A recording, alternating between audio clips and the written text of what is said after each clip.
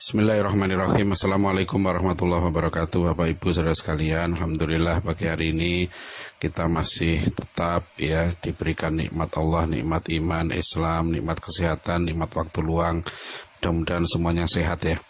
Jadi pagi hari ini kembali kita merenungkan beberapa ayat Al-Quran tentang musibah tentang kejadian-kejadian yang dipandang orang tentu ini merupakan bencana.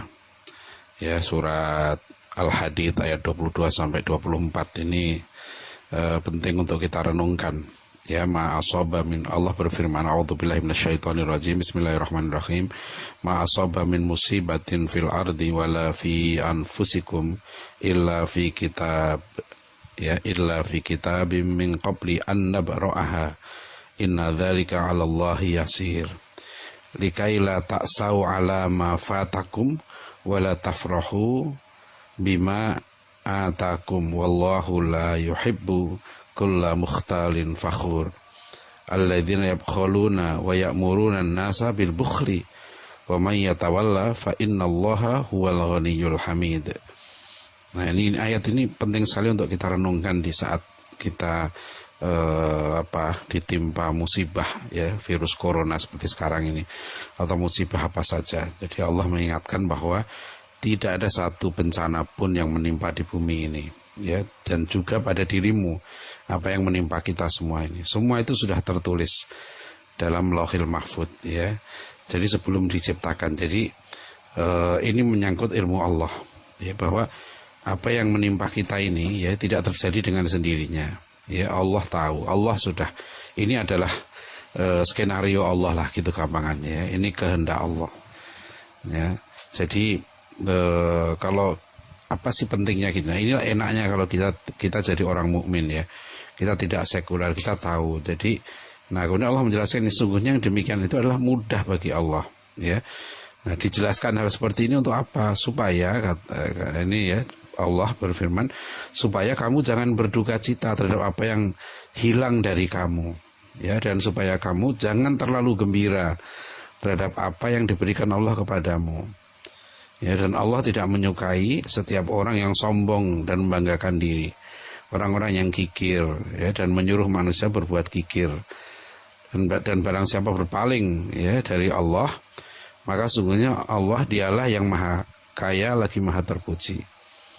Nah, ini coba kita renungkan ayat ini betul-betul tepat untuk menjelaskan kondisi yang kita alami sekarang ini saudara-saudara kita yang tertimpa musibah banyak sekali sekarang musibah itu banyak sekali nah, bagi kita orang-orang mukmin, musibah itu dalam perspektif ilahiyah ini ujian dari Allah apapun. Bisa juga ini teguran, bisa juga ini hukuman. Kita tidak tahu apa yang terjadi. Yang jelas semua ini tidak terjadi dengan sendirinya. Virus itu tidak punya kehendak. Virus itu nggak punya keinginan saya serang si A, saya serang si B, bukan kehendak virus. Virus itu dia mau datang ke satu kampung, satu negeri itu bukan kehendaknya. Ini kehendak Allah.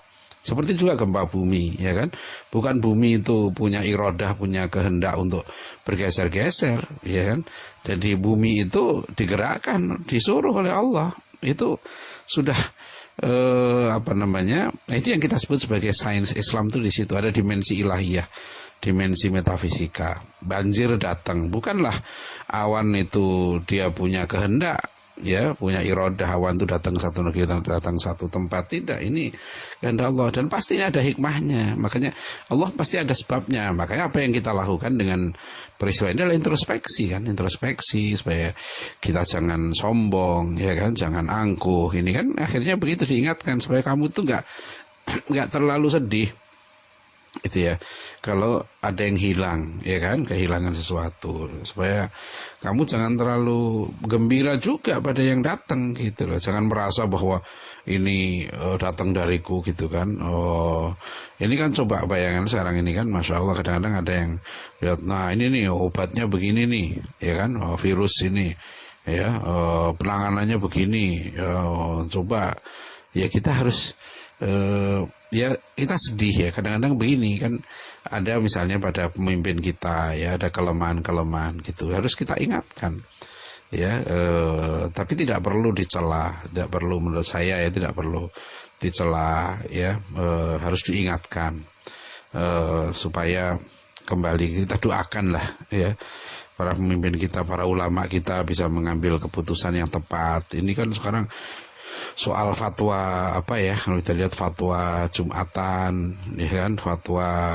ini muncul perdebatan yang sangat sangat tajam kadang-kala gitu kan,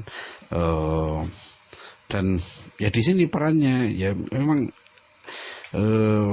sebetulnya kalau kita bacakan seperti karakteristik dari virus corona ini dari berbagai macam ahli itu sudah bisa kita simpulkan ya bahwa karakter virus ini memang disepakati ya bukanlah virus yang sangat ganas, tapi virus ini berbahaya bagi orang-orang yang lemah daya imunitasnya itu ya, itu berbahaya. Sehingga memang diambil kadangkala ya kebijakan pemerintah itu kebijakan yang satu dharo'i ya, menghindarkan kemudaratan yang lebih besar, itu lebih diutamakan.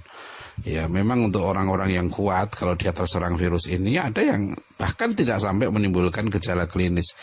Jadi virus itu masuk dalam tubuhnya tapi nggak sampai ada gejala flu, pilek, gejala batuk gitu ya, atau sakit tenggorokan, enggak, itu namanya gejala klinis, enggak sampai begitu karena mungkin jumlah virusnya yang terlalu sedikit atau karena daya tahan tubuhnya yang kuat gitu. Itu bisa terjadi, bukan hanya virus ini ya, virus-virus seperti juga misalnya kuman kan, tipes misalnya gitu ya, itu juga kalau daya tahan tubuhnya bagus ya, kuman itu tidak menimbulkan dampak gejala klinisnya itu nggak muncul.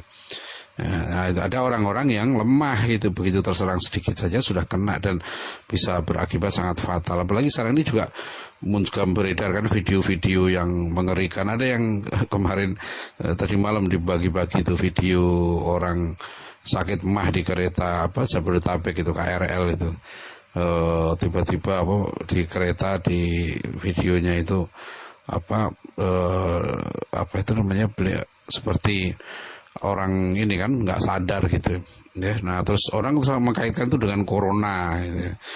Jadi panik ya, akhirnya muncul kepanikan di satu kompleks. Saya dengar begitu juga, ada satu yang baru diduga terindikasi sudah langsung semuanya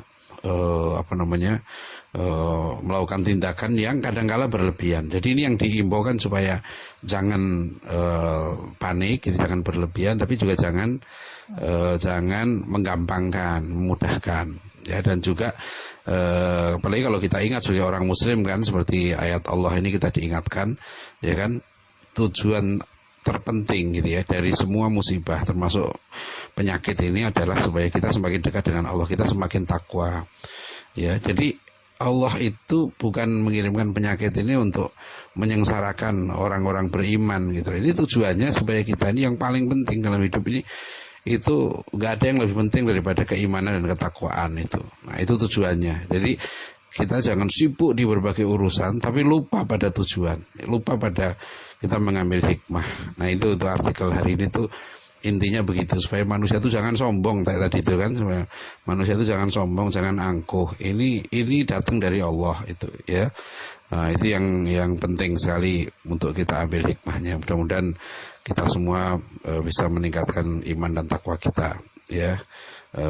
Apapun kondisi kita, apapun musibah yang menimpa kita, saudara kita doakan juga para pemimpin kita supaya mereka juga menjadi orang-orang yang semakin takut dengan Allah ya, semakin dekat dengan Allah, semakin bertakwa itu.